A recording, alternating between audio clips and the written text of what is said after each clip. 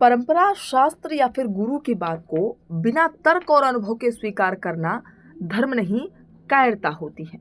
ये शब्द थे स्वामी विवेकानंद जी के, जिन्होंने ये साफ कहा था कि अगर आपको कोई बात समझाई जाती है तो वो ज़्यादा तर्क के साथ ज़्यादा समझ में आती है।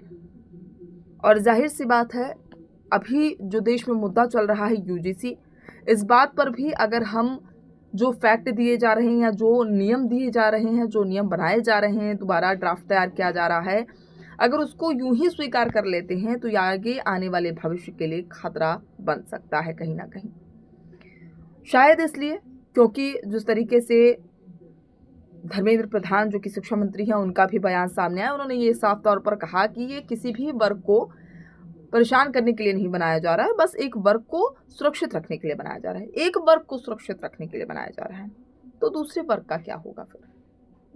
आप एक वर्ग को सारे अधिकार दे रहे हैं तो दूसरा वर्ग कहाँ जाएगा अगर उसके साथ कुछ अनहोनी होती है?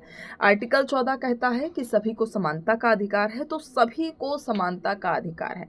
यानी इसमें वर्ग जाति विशेष की बात नहीं की जा रही है, इसमें सभी वर्गों की बात की जा रही है और सभी को मानवता के हितों के लिए समानता का अधिकार है।